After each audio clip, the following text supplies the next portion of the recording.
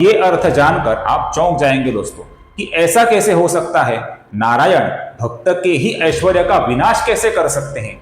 कई सालों तक हमें कुछ महान व्यक्तियों ने ऐसी सीख दी है कि कोई अगर तमाचा मारे, जोर से तमाचा मारे, तो दूसरा गाल आगे कर दो। इसे सहनशीलता नहीं कहते दोस्तों।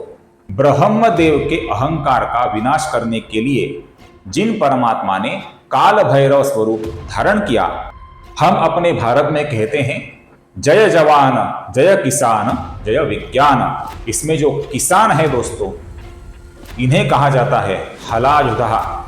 ये हमारे भारतीय समाज के और संस्कृति के अविभाज्य अंग है दोस्तों।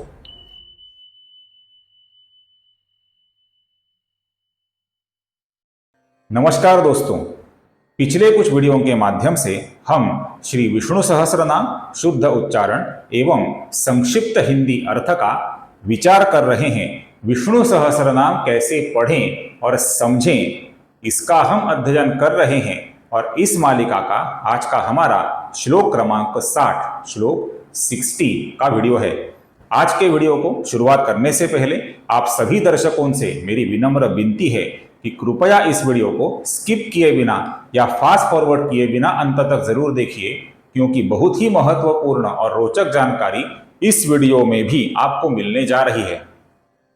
तो चलिए वीडियो को शुरुआत करते हैं। आज का हमारा श्लोक है श्लोक 60, श्लोक 60। और ये श्लोक इस प्रकार है।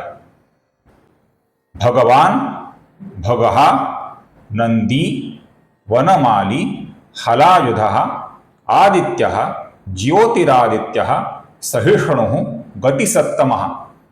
अब यहां पर ध्यान से देखिए दोस्तों, यहां पर पहली पंक्ति में जो आपको ये भगहा नंदी दो शब्द दिख रहे हैं, ये हमें और दो तरह से पढ़ने को मिलते हैं दोस्तों। उसमें से एक प्रकार है भगहा, फिर दो अवग्रह चिन्ह, ये आपको दिख रहे हैं दोस्तों, दो अवग्रह चिन्ह, और फिर नंदी।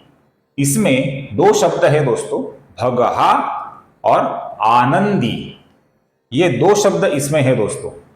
और दूसरा एक प्रकार हमें पढ़ने को मिलता है कि भगहा नंदी, ये एक पूरा शब्द, एक ही शब्द हमें पढ़ने को मिलता है। अब यहां पर बहुत ही ध्यान से देखिए, ये जो भगहा नंदी ये एक ही शब्द है, ये गलत है दोस्तों। ऐसा शब्द नाम सहस्र में, विष्णु सहस्र नाम में उचित नहीं है। इन दो शब्दों में से ही एक शब्द प्रयोग हमें उचित मानना होगा, उचित समझना होगा।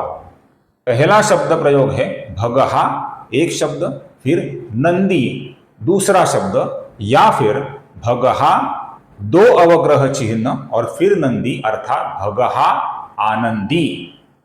जब ह का आकार अर्थात हा के आगे फिर से आ जाता है आनंदी का, तो फिर यहां पर इन दोनों का संधि दिखाने के लिए दो बार अवग्रह चिन्ह आता है दोस्तों।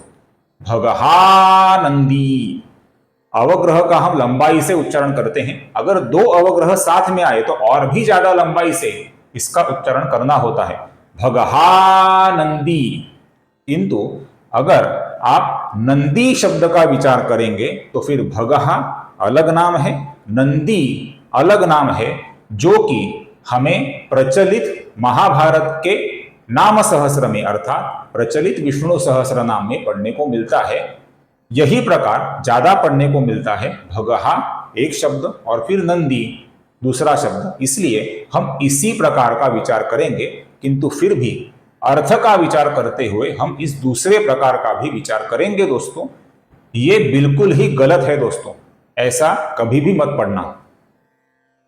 अब ध्यान से देखिए, सर्वप्रथम नाम है भगवान, न अपूर्ण है, फिर है भगहा, फिर है नंदी, दी दीर्घ है नंदी, फिर है वनमाली, ये ली भी दीर्घ है दोस्तों, फिर है हलायुधः, फिर नाम आता है आदित्य जिधर दी ह्रस्व है और त्यो का जो विसर्ग है इसके आगे ज आने के कारण इसका ओ हुआ है। फिर है ज्योतिरादित्य, ती ह्रस्व है दी ह्रस्व है और इस विसर्ग का आगे स आने के कारण हम अपूर्ण स, हल्का सा स ऐसा उच्चारण करते हैं।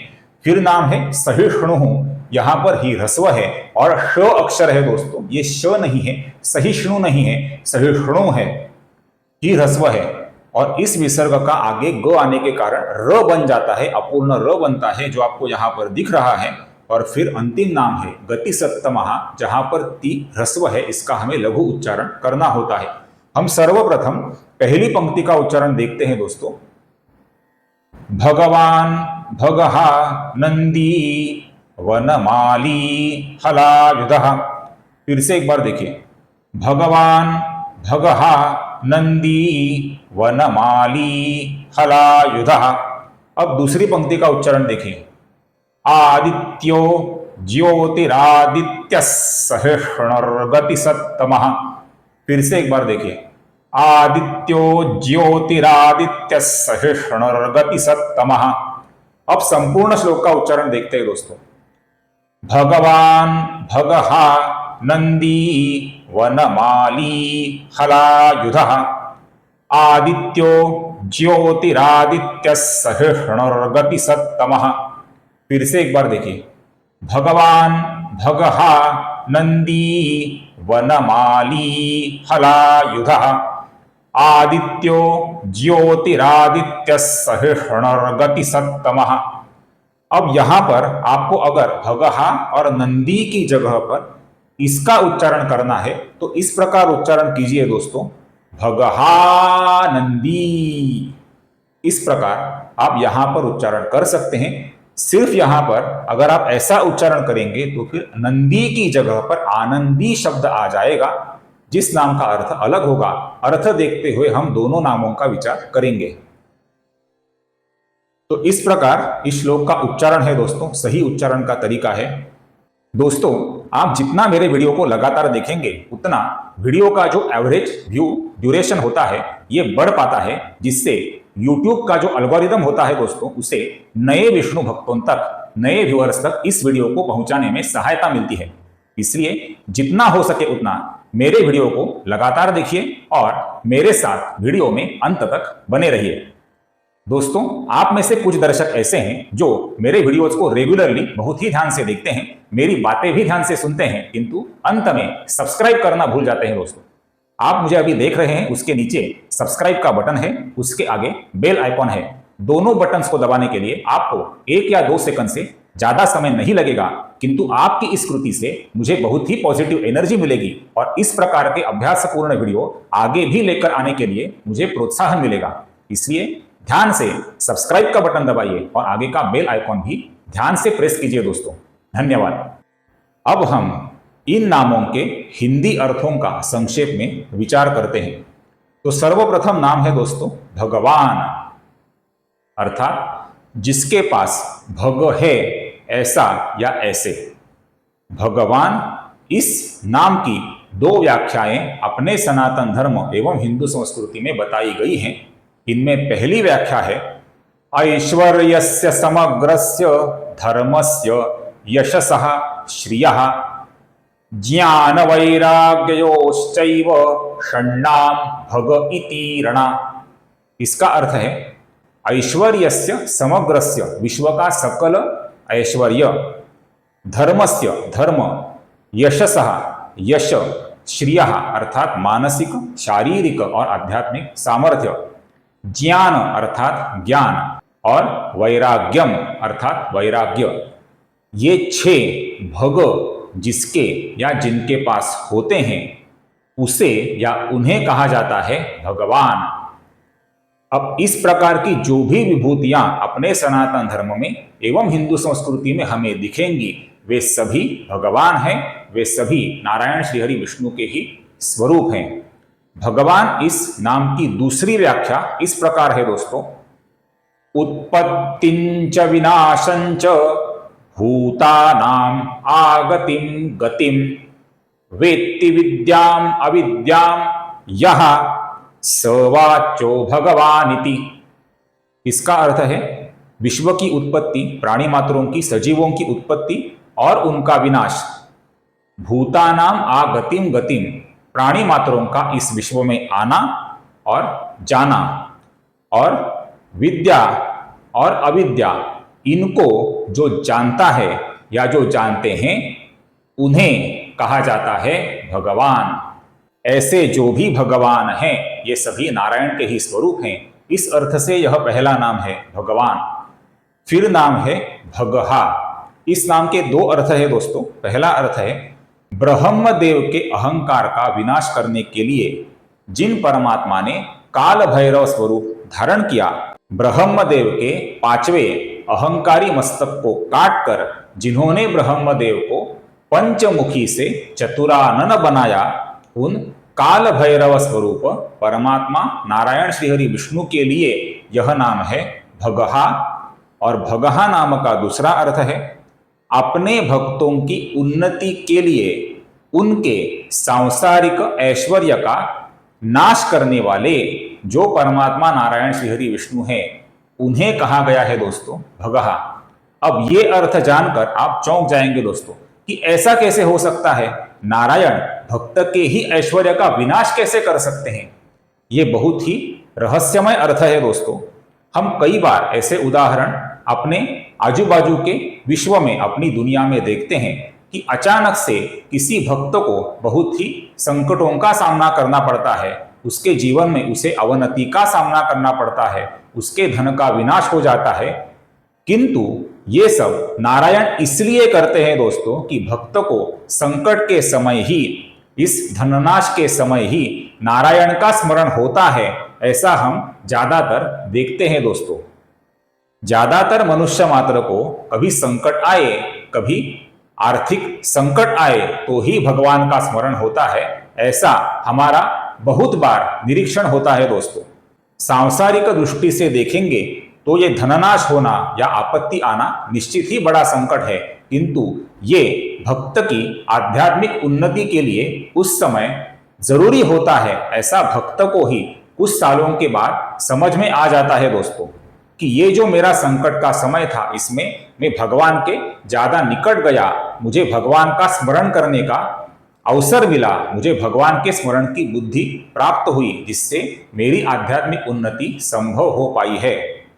तो इस बहुत ही रहस्यमय और रोचक अर्थ से यह नाम है भगहा। आगे का नाम है दोस्तों नंदी। इसका पहला अर्थ है भगवान शिवशंकर महादेव का जो वाहन है, बैल स्वरूप हैं, वृषभ स्वरूप हैं, उनका नाम है नंदी। और इन्हें नारायण का ही आविष्कार, नारायण का ही स्वरूप, नारायण का ही आविर्भाव माना गया है। ये हुआ इस नाम का पहला अर्थ। अपने आजू बाजू में सभी लोगों को आनंद प्रदान करने वाले जो भगवान और उनके अवतार होते हैं, उन्हें भी कहा जाता है नंदी। और यहाँ पर अगर हम इस शब्द का विचार करेंगे तो यहाँ पर नाम है आनंदी, जिसका अर्थ होता है नित्य परमानंद समाधि अवस्था में रहने वाले शेषशायी अनंतशायी नारायण श्रीहरि विष्णु। आगे का नाम है वनमाली। अगर आपको याद होगा तो हमने पिछले एक श्लोक में सृगवी ये नाम देखा हुआ है। भगवान श्री कृष्ण अपने गले में वैजयंती माला धारण करते थे, इस कारण से उन्हें सृगवी कहा जाता था। इसी अर्थ से भगवान श्री कृष्ण को वनमाली ऐसा भी कहा जाता है। वनवास के समय अपने गले में वन्य पुष्पों की मालाएं धारण करने वाले जो प्रभु श्री राम थे, उन्हें भी कहा जाता था दोस्तों वनमाली। वनमाली गदी शारंगी शंखी चक्री च नंदकी श्रीमान नारायणो विष्णुर वासुदेवोभिरक्षतु। ये नारायण का बहुत ही प्रभावी श्लोक है और ये नारायण का संरक्षक श्लोक, संरक्षण कवच श्लोक माना गया है। आगे का नाम है हलायुधः। हल का शस्त्र के रूप में जो इस्तेमाल करते थे, जो उपयोग करते थे, वे जो भगवान श्री कृष्ण के ज्येष्ठ बंधु संकर्षण बलराम थे, उनके लिए यह नाम है हलायुधः। खेतों में हल चलाकर जो खेती करते हैं और सभी लोगों को खाने के लिए अन्न प्रदान करते हैं, वे जो अन्नदाता किसान हैं, वे सभी किसान हैं। हलायुधः, इन्हें बलराम संकर्षण का ही स्वरूप माना गया है दोस्तों। हम अपने भारत में कहते हैं जय जवान जय किसान जय विज्ञान। इसमें जो किसान है दोस्तों, इन्हें कहा जाता है हलायुधः। ये हमारे भारतीय समाज के और संस्कृति के अविभाज्य अंग है दोस्तों। हमारे किसानों को हमें संकर्षण बलराम के स्वरूप में ही पूजनीय मानना चाहिए, पूजनीय समझना चाहिए, ऐसी सीख देने वाला यह नाम है हलायुधा। आगे का नाम है दोस्तों आदित्य। इसके दो अर्थ हैं। पहला अर्थ है कश्यप ऋषि की पत्नी अदिति के पुत्र के रूप में जन्म लेने वाले जो नारायण के वामन अवतार थे, उन्हें कहा जाता था आदित्य, क्योंकि अदिति के पुत्र अर्थात आदित्य। इसी प्रकार अदिति माता के सभी पुत्र अर्थात इंद्रादि देवता, इन सभी को कहा जाता था आदित्य। और आदित्य इस नाम का दूसरा अर्थ है हमें प्रतिदिन आसमान में दिन के समय में दर्शन देने वाले सूर्य देव, इन्हें भी कहा जाता है दोस्तों आदित्य। आगे का नाम है ज्योतिरादित्य। इसका अर्थ है दोस्तों इस समग्र विश्व में अपने सूर्य और अपने सूर्य के साथ साथ जो भी सूर्य अर्थात तारे विद्यमान है, उन सभी को तेज रूप में जन्म देने वाले परमात्मा नारायण श्री हरि विष्णु ही हैं। सूर्य स्वरूप लेकर, आदित्य स्वरूप लेकर ब्रह्मांड में ज्योति बनकर या ज्योतियां बनकर जो चमकते रहते हैं, वे जो परमात्मा नारायण श्री हरि विष्णु हैं, उनके लिए यह नाम है ज्योतिरादित्य। सूर्य मंडल के बीचों बीच जिनका तेज समाया हुआ है, वे परमात्मा नारायण श्री हरि विष्णु हैं, उनके लिए यह नाम है ज्योतिरादित्य।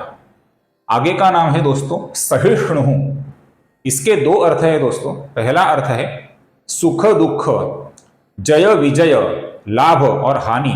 ये जो मानसिक द्वंद्व होते हैं दोस्तों, इन द्वंद्वों को बहुत ही आसानी से सहने वाले जो नारायण के विभिन्न अवतार होते हैं, जो स्थिर बुद्धि वाले होते हैं, इसलिए सभी मानसिक द्वंद्वों को सहन करते हैं, उन सभी अवतारों को कहा गया है सहिष्णु। और सहिष्णु इस नाम का दूसरा अर्थ है अपने शत्रुओं के अपराधों को, उनके कटु वचनों को जो सहन करते हैं, वे जो नारायण या उनके विभिन्न अवतार हैं, उन सभी को कहा जाता है दोस्तों सहिष्णु। भगवान की ये जो सहनशीलता की शक्ति है दोस्तों, ये शक्ति उनकी दुर्बलता नहीं होती। भगवान के पास प्रचंड आध्यात्मिक और अवतारों के स्वरूप में मानसिक और शारीरिक सामर्थ्य होता है, किंतु फिर भी वे अपने शत्रुओं को सुधरने का मौका देने के लिए उनके कटु वचनों को या उनके अपराधों को एक सीमा तक सहन करते हैं दोस्तों। जिस प्रकार भगवान श्री कृष्ण ने शिशुपाल के कटु वचनों को एक सीमा तक सहन किया था, और जब शिशुपाल ने इस अपराध की सीमा को लांघ दिया, तब भगवान श्री कृष्ण ने अपने सुदर्शन चक्र से शिशुपाल का वध किया था और उसे दंडित किया था। ये जो नाम है दोस्तों सहिष्णु, ये हमें बहुत ही महत्वपूर्ण सीख देता है कि हमारे पास सहन करने की शक्ति होनी चाहिए, किंतु अपनी सहन करने की शक्ति को अगर सामने वाला दुर्बलता समझे तो उसे दंडित करने की भी शक्ति हमारे पास होनी चाहिए दोस्तों। ये बहुत ही महत्वपूर्ण सीख है। कई सालों तक हमें कुछ महान व्यक्तियों ने ऐसी सीख दी है कि कोई अगर तमाचा मारे, जोर से तमाचा मारे, तो दूसरा गाल आगे कर दो। इसे सहनशीलता नहीं कहते दोस्तों। सहनशीलता का अर्थ होता है अपने अंदर दंडित करने का सामर्थ्य उपस्थित होते हुए भी सामने वाले को सुधारने का मौका देने के लिए उसके अपराधों को या कटु वचनों को एक सीमा तक सहन करना। इस प्रकार की सहनशीलता हिंदू संस्कृति का और सनातन धर्म का एक भाग ही है दोस्तों। स्वभावतया सनातनी या हिंदू सहिष्णु ही होता है, किंतु उसके पास सहनशीलता के साथ साथ सामने वाले न सुधरने वाले अपराधी को समय आने पर दंडित करने की भी शक्ति होनी चाहिए। ये सीख देने वाला यह नाम है सहिष्णु। आगे का नाम है दोस्तों गति सत्तमः, जो इस श्लोक का अंतिम नाम है। सत्तमः का अर्थ होता है सबसे उत्तम, सर्वोत्तम, और यहां पर गति शब्द के दो अर्थ हैं। पहला अर्थ है आधार और दूसरा अर्थ है स्थिति। परमात्मा नारायण श्री हरि विष्णु सभी जीव मात्रों के अंतिम गंतव्य स्थान है, उनकी अंतिम स्थिति है, जो कि उत्तम स्थिति है। भगवान में मिल जाना, भगवान के परमात्मा स्वरूप में मिल जाना अर्थात सलोकता, समीपता, स्वरूपता, सायुज्यता, इस 4 प्रकार की मुक्ति को पा लेना, ये जीव मात्र की सर्वोत्तम स्थिति है दोस्तों, जिसे कहा जाता है गति सप्तमः। ये परमात्मा नारायण का ही स्वरूप है। और परमात्मा नारायण श्री हरि विष्णु इस ब्रह्मांड के सभी तारे, सभी ग्रहमालाएं, सभी नक्षत्र मालाएं, सभी आकाश गंगाएं, सबके उत्तम आधार हैं, सर्वोत्तम आधार हैं। इसलिए परमात्मा नारायण श्री हरि विष्णु को कहा जाता है गति सप्तमः। आद्य शंकराचार्य जी का आदि शक्ति के लिए एक बहुत ही सुप्रसिद्ध स्तोत्र है, जिसमें बार बार कहा गया है गतिस्त्वम गतिस्त्वम त्वमेका भवानी। हे आदि शक्ति भवानी, तुम हमारा एक ही आधार हो, तुम हमारा एक ही आधार हो, ऐसा इस श्लोक में बार बार कहा गया है। आदि शक्ति परमात्मा का ही एक स्वरूप है। तो इस अर्थ से यह नाम है दोस्तों गति सप्तमः। आशा करता हूं मेरा यह विनम्र प्रयत्न आपको अच्छा लगे। अगर यह वीडियो अच्छा लगे दोस्तों तो कृपया इस वीडियो को ज्यादा से ज्यादा हाइप, लाइक और शेयर, और मेरे चैनल को कृपया सब्सक्राइब करना न भूले दोस्तों। फिर मिलेंगे अगले श्लोक के नारायण श्री हरि विष्णु के विभिन्न दिव्य नाम, उनके संक्षिप्त हिंदी अर्थ एवं शुद्ध उच्चारण के साथ। तब तक टेक केयर। जय श्री राम।